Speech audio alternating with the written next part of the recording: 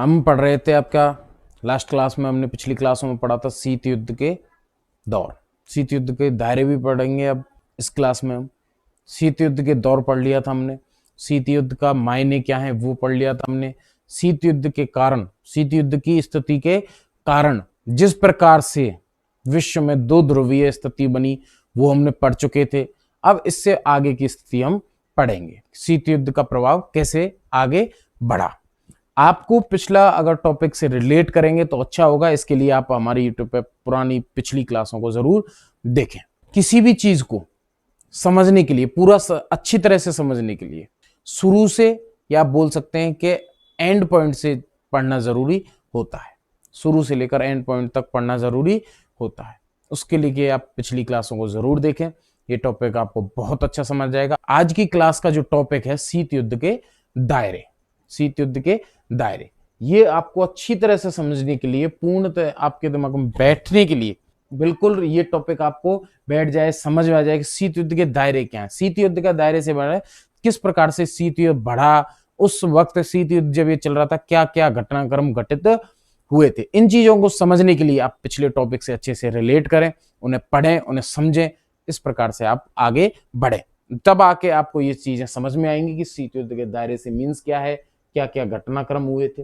आज की क्लास में हम पढ़ेंगे शीत युद्ध के दायरे, क्या क्या वो घटनाक्रम हुए थे जिससे शीत युद्ध आगे आगे बढ़ता गया। देखिए, शीत युद्ध के दायरे। शीत युद्ध के दौरान अनेक संकट सामने आए, जैसे कि हमने क्या पढ़ा था, क्यूबा का मिसाइल संकट, उसी प्रकार से अनेक संकट सामने आए थे। क्यूबा के जिस मिसाइल संकट से हमने इस अध्याय की शुरुआत की वह इनमें से एक था।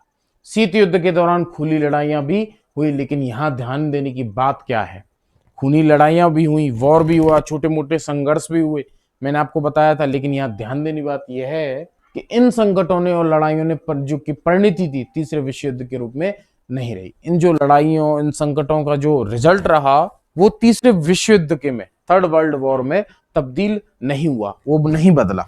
दोनों महाशक्तियां, कोरिया 1950 से 1953, ये कोरियाई संकट है जो आज आप समझते हैं, उत्तर कोरिया, दक्षिण कोरिया, वो उसी वक्त का बंटवारा है। बर्लिन 1958 से 1962 में संकट आया था। बर्लिन क्या था ये हम पढ़ेंगे, बर्लिन के दौरान क्यों चर्चित रहा ये बर्लिन का। कांगो 1960 के दशक की शुरुआत में, कई अन्य जगहों पर सीधे सीधे मुठभेड़ की स्थिति में आ चुकी थी। देखिए, ये जो दोनों महाशक्तियां रही आपकी, यूएसए एंड यूएसएसआर, अमेरिका और सोवियत संघ, ये दोनों महाशक्तियां आपकी कई जगह पर सीधे सीधे मुठभेड़ की स्थिति में आई थी। सीधी सीधे मुठभेड़ की स्थिति, जिस प्रकार से क्यूबा मिसाइल संकट के दौरान वहां परमाणु हथियारों की तैनाती से लेकर उनको हटाने तक के, जब ये एक दूसरे के सामने, इन दोनों के युद्धपोत, इन दोनों के जंगी बेड़े एक दूसरे के सामने आकर डट गए थे, उसी प्रकार से ये सीधी सीधी स्थिति कहां बनी थी, कोरिया में बनी, कांगो में बनी और बर्लिन में बन चुकी थी। सीधे सीधे इनकी जो दोनों की सेनाएं थी, टकराव की स्थिति को लेकर एक दूसरे के सामने भिड़ चुकी थी। छोटी मोटी झड़पें हुई, छोटे छोटे झगड़े भी हुए, झगड़े से लेकर छोटे मोटे वॉर कह सकते हैं, युद्ध भी आपको इनको कह सकते हैं। लेकिन इनकी जो परिणति थी, इनका जो रिजल्ट था, वो तीसरे विश्व युद्ध से विश्व बच गया था, वो तीसरा विश्व युद्ध नहीं बना था, ये तीसरे विश्व युद्ध का रूप इन्होंने नहीं लिया था। अब देखिए, कोरियाई संकट था 1950 से 1953 के बीच में, बर्लिन का था 1958 से 1962 के, 1958 से 1962, कांगो है 1960 के दशक की शुरुआत में। अब देखिए, इन जगहों पर क्या हुई, सीधी सीधी मुठभेड़ हुई थी, और भी जगह थी, लेकिन आपके टॉपिक में, आपके सिलेबस में यही बताए गए और ये हमको पढ़ेंगे। कैसे समझेंगे मैंने आपको बता दिया। संकट गहराता गया क्योंकि दोनों में से कोई भी पक्ष पीछे नहीं हटने के लिए तैयार नहीं था। ये वॉर इतनी सालों तक चली, लगभग मैंने आपको बताया था ये 45 सालों तक ये वॉर चली थी, 45 सालों तक शीत युद्ध चला था। ये इसलिए चला क्योंकि इन दोनों महाशक्तियों का टकराव इतना बड़ा था, ये एक दूसरे से पीछे, एक दूसरे का जो विचारधारा थी, पूंजीवाद और साम्यवाद, उसको लेकर इतनी होड़ हो चुकी थी इनके अंदर। ये होड़ एक विचारधारा से स्टार्ट होकर हथियारों में, और ये बढ़ती ही गई थी देशों में अपना प्रभाव बनाने, विश्व में अपना प्रभाव बढ़ाने के लिए। ये एक दूसरे से पीछे हटने के लिए तैयार नहीं थे।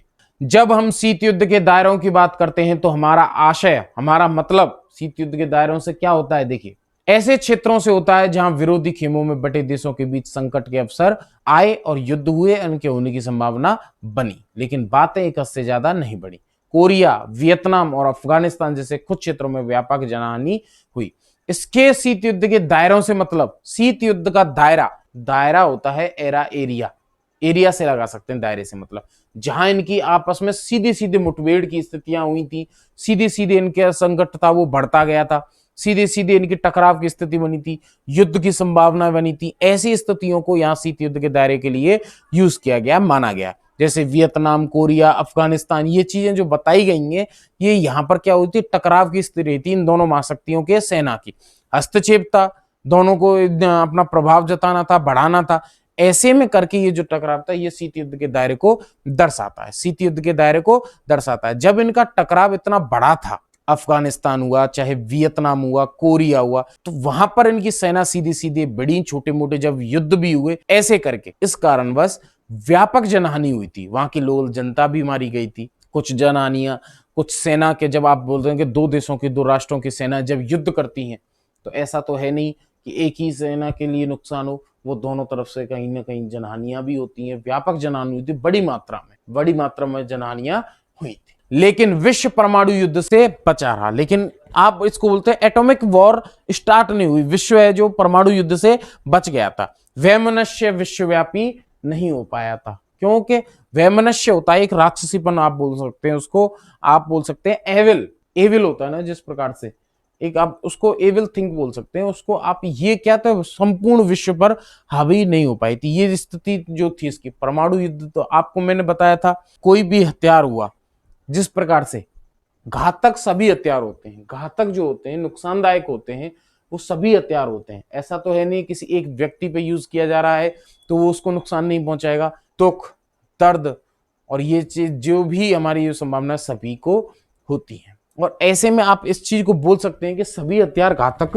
होते हैं, सभी हथियार घातक होते हैं, परंतु किंतु बात क्या है कि जो परमाणु युद्ध है, आप बोल सकते हैं जो परमाणु हथियार हैं वो इतने घातक होते हैं, मैंने आपको बताया था कि ये न तो समय विशेष के लिए होते हैं, न किसी व्यक्ति विशेष या क्षेत्र विशेष के लिए होते हैं। मान के चलिए आपने किसी जगह पर परमाणु हमला कर दिया, तो ऐसा नहीं है कि जिस वक्त आपने हमला किया उसके कुछ दिनों तक, कुछ महीनों तक ही वो रेडिएशन फैलेगा। मैंने आपको बताया था निरंतर कई सालों तक, कई पीढ़ियों तक उसका रेडिएशन बना रहता है। जो आने वाली जनरेशन होती है, आने वाली भावी पीढ़ियां होती हैं, उनका तो उसमें कोई दोष नहीं होता, तो वो क्या होती हैं, वो उसको, उसकी क्षति को, उसके नुकसान को वो भी करती हैं। जिस प्रकार से अमेरिका द्वारा हिरोशिमा और नागासाकी पर लिटिल बॉय और फैटमैन नाम के जो परमाणु हमले किए गए थे, ये आप सोच सकते हैं वो कितने हानिकारक रहे थे।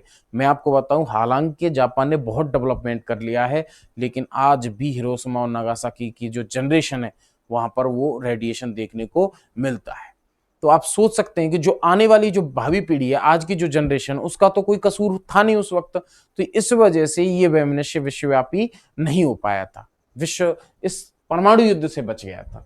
इसलिए ये कहा गया कि वैमनस्य विश्वव्यापी नहीं हो पाया था, वो बच गया था वैमनस्य के विश्वव्यापी होने से, परमाणु विश्व युद्ध होने से। कई बार ऐसे अवसर आए जब दोनों महाशक्तियों के बीच राजनयिक संवाद जारी नहीं रहा और पाया, और इससे दोनों के बीच गलतफहमियां बढ़ गई। कि आप बोल सकते हैं इन महाशक्तियों, कोई भी दो व्यक्तियों के मध्य, किन्हीं दो व्यक्ति हों, दो राष्ट्र हों, दो समाज हों, जो भी आप बोल सकते हैं, जब गलतफहमियां बढ़ जाती हों या फिर कुछ भी ऐसी मिसअंडरस्टैंडिंग हो जाती है, ऐसे कारण जिससे वो एक दूसरे के खिलाफ हो जाएं और उनमें बातचीत, वाद संवाद नहीं हो, तो वो गलतफहमियां और बढ़ जाती हैं, कम नहीं होती हैं। उसी प्रकार से इनका हुआ, इनका राजनीतिक, जो इनके राजनेता थे, इनके जो राजनीतिक स्थिति थी वो ऐसी हो चुकी थी कि इनके मध्य संवाद टूट चुका था, संवाद नहीं हो रहा था, बातचीतें नहीं हो रही थी। ऐसे में करके इनकी एक दूसरे की गलतफहमियां बढ़ गई थी। ऐसे कई मौके आए जब शीत युद्ध के संघर्ष और कुछ गहन संकटों को टालने में दोनों गुटों में से बाहर के देशों ने कारगर भूमिका निभाई। अब ऐसे भी मौके आए कि जब ये गहन संकट की स्थितियां बनी, तब वहां पर जो गुट से बाहर थे, इनके गुटों में जो सम्मिलित नहीं, उन्होंने ये कारगर भूमिका निभाई और इनकी इस स्थिति को वहां से टालने में उसकी भूमिका निभाई। इस संदर्भ में गुट निरपेक्ष देशों की भूमिका को नहीं भुलाया जा सकता। और इस संदर्भ में शामिल कौन से देश थे? गुट निरपेक्ष आंदोलन के सम्मिलित देश थे या गुट निरपेक्षता को फॉलो करने वाले देश थे, जिसका सदस्य देश, संस्थापक देश भारत देश भी था। गुटनिरपेक्ष आंदोलन के प्रमुख नेताओं में एक जवाहरलाल नेहरू थे। हमारे देश के प्रथम प्रधानमंत्री पंडित जवाहरलाल नेहरू। नेहरू ने उत्तरी और दक्षिणी कोरिया के बीच मध्यस्थता में महत्वपूर्ण भूमिका निभाई थी। जो उत्तरी और दक्षिणी कोरिया की वॉर थी, आप बोल सकते हैं उनकी जो झड़प थी, उनमें मध्यस्थता निभाने के लिए महत्वपूर्ण भूमिका किसने निभाई थी? पंडित जवाहरलाल नेहरू ने। कांगो संकट में संयुक्त राष्ट्र संघ के महासचिव ने प्रमुख मध्यस्थता निभाई थी। अब कोरिया में किसने निभाई? हमारे देश के प्रथम प्रधानमंत्री पंडित जवाहरलाल नेहरू ने। वहीं पर कांगो संकट जो हुआ था, वहां पर किसने? संयुक्त राष्ट्र संघ के एक महासचिव हैं, यूएनओ के, ये संयुक्त राष्ट्र संघ के महासचिव हैं, उन्होंने मध्यस्थ भूमिका निभाई थी, कोऑर्डिनेट किया था बीच में। अंततः यह बात उभर कर सामने आती है कि महाशक्तियों ने समझ लिया था कि युद्ध को हर हालत में टालना जरूरी है, आवश्यक है, इस युद्ध को ये टालना जरूरी है। दोनों महाशक्तियां धीरे धीरे समयांतर, धीरे धीरे समयानुकूल वो समझने लग गए थे इस बात को। इसी समझ के कारण दोनों महाशक्तियों ने संयम बरता और अंतरराष्ट्रीय मामलों में जिम्मेवारी भरा बर्ताव किया। इसी समझ के कारण जब ये संयम बरतने लगे, धीरज रखने लगे, तो अंतरराष्ट्रीय जो भी फैसले लेते उन्होंने जिम्मेदारी ये दिखाने लगे। शीत युद्ध एक क्षेत्र से दूसरे क्षेत्र की तरफ सरकता गया। एक क्षेत्र से जहां सरगर्म का दौर था, जहां गर्मा गर्मी का माहौल था, उससे वो धीरे धीरे कम होने के लिए कगार पर आया, कम होते होते वो समाप्त होने की स्थिति पर भी आ गया था, टर्निंग पॉइंट आने लग गया उसमें।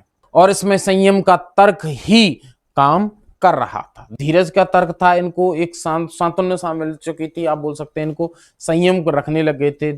हालांकि शीत युद्ध के दौरान दोनों ही गठबंधनों के बीच प्रतिद्वंदता समाप्त नहीं थी, होड़ इनके मध्य जरूर लगी हुई थी। महाशक्तियां एक दूसरे से पावरफुल बनने की, शक्तिशाली राष्ट्र बनने की, ये प्रतिद्वंदता समाप्त नहीं हुई थी। ये युद्ध की स्थिति को तो संभालना लग गया था। युद्ध की जो वॉर थे, जो स्थिति बनी हुई थी, कहीं कहीं जो झड़पें हुई, आमना सामना हुआ, वो चीज तो समझने लग गई, वो समझने भी लग गए, संयम भी बरतने लग गए, लेकिन होड़ उनके मध्य की वो खत्म नहीं हुई। इसी कारण एक दूसरे के प्रति शंका की हालत में दोनों गुटों ने भरपूर हथियार जमा किए। अब इन दोनों की मिसअंडरस्टैंडिंग और कंफ्यूजिंग के कारण इन्होंने क्या किया? इन दोनों एक दूसरे के प्रति क्या कर दिखा रहे थे? शंका दिखा रहे थे। इसके कारण इन्होंने भरपूर हथियार जमा किए, परमाणु परीक्षण किए, परमाणु हथियारों के ग्रोथ जखीरा खड़ा कर लिया दोनों महाशक्तियों ने, और लगातार युद्ध के लिए तैयारी करते रहे। हथियार इन्होंने तैयार क्यों? क्योंकि कहीं ना कहीं युद्ध हो न जाए।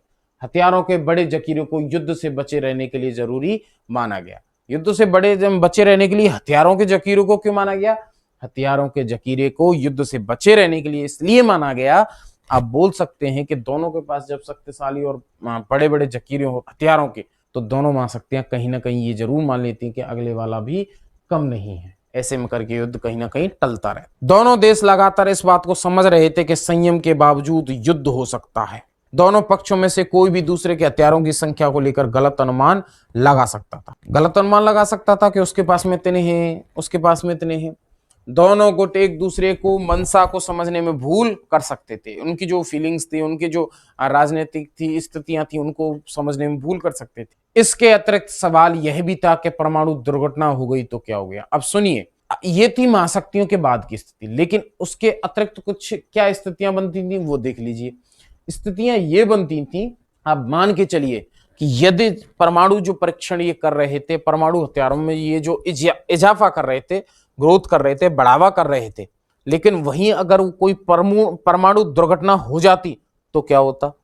परमाणु ऐसा भी तो हो सकता है उसी देश में विस्फोट हो जाए, ऐसा भी तो हो सकता है जो परमाणु अनुसंधान कर रहा है वहीं विस्फोट हो जाए, या वो परमाणु एक एटोमेटिक जो स्थिति होती है वो तो ऐसे होती है। दुर्घटना तो कहीं भी होती है, संभावित होती है, कहीं भी हो सकती है दुर्घटना। तब क्या होता अगर ये दुर्घटना हो जाती तो? अगर गलती से कोई परमाणु हथियार चल जाए या कोई सैनिक शरारतन युद्ध शुरू कर दे तो? अब मान के चलिए कि यदि कोई गलती से भी तो होता है, इंसान गलती का पुतला होता है, और युद्ध में या अमेरिका हुआ, सोवियत संघ हुआ, परमाणु हथियार हुए, इनको चलाता है, बनाता है, कौन करता है? मनुष्य। अब ये जब गलतियां तो हो ही सकती हैं, तो परमाणु हथियार गलती से चल जाता तो मान के चलिए जैसे पटाखे होते हैं और कोई चला रहा पटाखे, तो गलती से कुछ विस्फोट हो जाते हैं नहीं हो जाते हैं? आपने कहीं सुना होगा वहां पर आग लग गई, शॉर्ट सर्किट से लग गई, तो ऐसी गलतियां अगर परमाणु हथियारों के मामले में हो जाती उस वक्त तो क्या होता? या कोई सैनिक टुकड़ी शरारतन युद्ध शुरू कर दे, या कोई सैनिक किसी भी हिस्से का, चाहे वो अमेरिका का हो चाहे वो सोवियत संघ का हो, तो इसका पूरा परिणाम तो पूरे समूचे विश्व या समूचे देश को, उनकी महाशक्तियों के देश को, ग्रुपों को, विश्व को झेलना पड़ता कि नहीं पड़ता। करने के इरादे से कोई हथियार चला दे तो क्या होगा? अगर परमाणु हथियार के कारण कोई दुर्घटना हो जाए तो क्या होगा? ऐसी दुर्घटना का शिकार हुए देश के नेताओं को कैसे पता चलेगा कि यह शत्रु का षड्यंत्र नहीं अथवा दूसरी तरफ से कोई मिसाइल नहीं दागी गई? मान के चलिए कोई गलती से मिसाइल चल गई, तो उनको यह कैसे पता चलेगा कि ये कोई गलती हुई है? ये आप जान के या फिर स्वयं खुद मर्जी से उस देश ने हमला नहीं किया है। इस गलती का इजाफा तो समूचा विश्व भुगतता, इस वजह से इनको ये संभावनाएं जताई गई थी। बल्कि यह महज एक दुर्घटना है। ये दुर्घटना के कारण हुआ है, ये कौन समझाएगा? इस कारण समय रहते अमेरिका और सोवियत संघ ने कुछ एक परमाणविक और अन्य हथियारों को सीमित या समाप्त करने के लिए आपस में सहयोग करने का फैसला किया। इन कारणों को मद्देनजर रखते हुए उन्होंने ध्यान दिया कि हमें परमाणु हथियारों पर सीमित स्थिति करनी चाहिए, उन पर रोक लगानी चाहिए, क्योंकि ऐसा भी तो हो सकता है। और इस कारण इन्होंने कुछ परमाणुविक हथियारों को सीमित या समाप्त करने के लिए आपस में सहयोग करने का फैसला कर लिया महाशक्तियों ने। दोनों महाशक्तियों ने फैसला किया कि अस्त्र नियंत्रण द्वारा हथियारों की होड़ पर लगाम कसी जा सकती है। जो अस्त्र नियंत्रण है उसके अस्त्र नियंत्रण हो रहा है, अस्त्रों पर के उस पर नियंत्रण लगाना, अंकुश लगाना, उसमें उसका स्थायी संतुलन लाया जा सकता है। ऐसे प्रयास की शुरुआत सन 1960 के दशक के उत्तरार्ध में हुई। इस प्रयास की शुरुआत हुई थी 1960 के दशक में उत्तरार्ध में, और एक दशक के भीतर दोनों पक्षों ने 3 अहम समझौते पर दस्तखत किए। हम दोनों महाशक्तियों ने कुछ 3 अहम समझौते किए, उन पर दस्तखत किए। और क्यों किए? अस्त्र नियंत्रण के लिए। ये संधियां थी परमाणु परीक्षण प्रतिबंध संधि, परमाणु अप्रसार संधि और परमाणु प्रक्षेपास्त्र परिसीमन संधि, एंटी बैलिस्टिक मिसाइल ट्रीटी। देखिए, पहली है इसमें परमाणु परीक्षण प्रतिबंध संधि, दूसरी है इसमें परमाणु अप्रसार संधि, और तीसरी है इसमें परमाणु प्रक्षेपास्त्र परिसीमन संधि, एंटी बैलिस्टिक मिसाइल ट्रीटी। देखिए, परमाणु हथियारों पर अंकुश या हथियारों के जखीरे जो बढ़ रहे थे, परमाणु हथियार ये परीक्षण कर रहे थे, उन पर एक स्थायी संतुलन लाने के लिए इन्होंने कुछ संधियां की अस्त्र नियंत्रण के लिए। और वो कौन कौन सी की, उनके नाम दिए गए हैं। पहली है परमाणु परीक्षण प्रतिबंध संधि, दूसरी है परमाणु अप्रसार संधि, और तीसरी है इसमें परमाणु प्रक्षेपास्त्र परिसीमन संधि, एंटी बैलिस्टिक मिसाइल ट्रीटी। इसके बाद महाशक्तियों ने अस्त्र परिसीमन के लिए वार्ताओं के कई दौर किए। ये मुख्य रूप से किए ही किए, लेकिन इसके बाद ये प्रयास जारी रहा और हथियारों पर अंकुश रखने के लिए अनेक संधियां की। इन्होंने अन्य भी संधियां की, लेकिन ये जो दी हुई थी ये आपके बारे में बताई, उनके बारे में बताया हुआ है। ये जो दिए गए, जो आपके मैटर आया था, उसके बारे में थोड़ा इसका कार्टून के माध्यम से समझ लेते हैं, जो आपके फ्रंट पे सामने दिया हुआ है। यूएसए एंड यूएसएसआर, और इसमें चीन दिया हुआ है। इसमें स्थितियां दिखाई गई हैं कि जब अमेरिका और चीन जब ये गुपचुप दोस्ती इन्होंने गांठ ली थी। इसमें दिया हुआ है, देखिए मैं आपको बता दूं एक बार। ये है आपका यूएसएसआर, आपको दिखाई दे रहा होगा। ये है यूएसए और ये है चीन, साम्यवादी चीन, आप इसको मान सकते हैं। ये कार्टून के माध्यम से दिया हुआ है। कार्टून के माध्यम से बस आपको इतना बताने की कोशिश की गई है, इतना बताया गया है जिस प्रकार से आपको वो स्थिति जो मैंने आपको बताया था कि साम्यवादी चीन जहां इसका साथ देता था सोवियत संघ का, साम्यवादी विचारधारा के साथ एक ही ग्रुप के सदस्य थे, एक ही साथ थे, लेकिन इनको एक भूमिगत मसले को लेकर, किसको लेकर? एक भूमिगत मसले को लेकर इनके मध्य एक युद्ध हुआ था और इनके मध्य क्या हो गए थे? मतभेद पैदा हो गए थे। ये दोनों एक दूसरे के स्थितियां हो गई। जिस प्रकार इनके मतभेद हुए, उसने अमेरिका ने क्या किया? चीन के साथ में गुपचुप दोस्ती गांठ ली। गुपचुप दोस्ती गांठ ली। गुपचुप दोस्ती से आज है उन्होंने मैत्री संबंध स्थापित कर लिए। यही ये चीजें दर्शा रही हैं। देखिए किस प्रकार से इन्होंने गुपचुप दोस्ती कर ली है। यूएसएसआर और यूएसए एक दूसरे से अनजान है, और चीन क्या कर रहा है? उसके साथ में अमेरिका के साथ में गुपचुप दोस्ती गांठ चुका है, उन्होंने बना ली है। देखिए यही इसके माध्यम से बताया गया। चीन के हाथों में अमेरिका का हाथ, वियतनाम वाले मुद्दे को लेकर, वियतनाम को लेकर अमेरिका बड़ा परेशान हुआ था, क्योंकि उसका अमेरिका का हस्तक्षेप एक खत्म हो गया था। देखिए इसमें दिखाया हुआ है कि अमेरिकी जो राष्ट्रपति हैं जॉनसन, वो वियतनाम के किस्से को लेकर, ये वियतनाम को साइन करता है ये हिस्सा, ये अमेरिकी राष्ट्रपति हैं जॉनसन, अमेरिकी राष्ट्रपति हैं जॉनसन, वो बड़े उसमें दिखाई दे रहे हैं, टेंशन में दिखाई दे रहे हैं। क्यों दिखाई दे रहे हैं? क्योंकि वियतनाम उस पर हावी सा हो रहा है कुछ, ये चीज इस वजह से इसमें टेंशन पे दिखाई दे रही है। ये कार्टून के माध्यम से व्यक्त किया गया है उस मसले को जो आपके में दिया हुआ था। हुआ क्या था, मैं आपको बस एक थोड़ा सा बता देता हूं, ज्यादा तो आपके में सिलेबस में भी नहीं है, चैप्टर भी नहीं है, कि वियतनाम एक ऐसा छोटा सा टापुई देश था कि उसमें हुआ क्या था कि अमेरिका ने हस्तक्षेप कर लिया था, और उसका क्या हुआ था, आप बोल सकते हैं वियतनाम को विभाजित कर दिया गया था, दो भागों में विभाजित कर दिया गया था। लेकिन वियतनाम की वहां के जो भी सरकार हुई, चाहे उसने अमेरिका के क्या किया, खिलाफ बगावत कर दी, या बोल सकते हैं अमेरिका के जो हस्तक्षेप का विरोध कर दिया था, और वियतनाम एक हो गया था दोबारा से, अमेरिका का वहां हस्तक्षेप समाप्त हो गया था, उसने बिल्कुल पूर्णतः विरोध किया था अमेरिका के हस्तक्षेप का, ऐसे करके इसमें बताया गया। अमेरिकी राष्ट्रपति जॉनसन वियतनाम के मसले पर बड़े कष्ट में जान पड़ते हैं। ये कार्टून के माध्यम से व्यंग्य किया गया है। ये कार्टून बनाए गए थे भारतीय कार्टूनिस्ट कुट्टी के द्वारा। ये दोनों कार्टून मशहूर भारतीय कार्टूनिस्ट कुट्टी ने बनाए हैं, ये आपके बुक में दिए हुए हैं। इनमें शीत युद्ध को लेकर भारत के नजरिए को चित्रित किया गया है। पहला कार्टून उस समय का है जब समाजवादी सोवियत गणराज्य को अंधेरे में रखकर अमेरिका के ने चीन के साथ गुपचुप दोस्ती गांठी। इस कार्टून में दिखाए गए किरदारों के बारे में और जानकारी जुटाइए। ये एक आपको बताया गया है, आपके लिए एक वर्क है, ये बुक में दिया हुआ था आपके में मैटर। इससे आपको ये समझ में आ गया होगा वैसे कि चीन और वियतनाम वाले स्थितियां कैसी उस वक्त कैसी रही होंगी, और ये भारत का नजरिया कैसा था इनको व्यंग जैसी स्थितियां रही हैं भारत की, ऐसे करके आप इसको बड़ी अच्छी मात्रा में बता सकते हैं। ये एक व्यंग के तौर पर इसको दर्शाया गया है।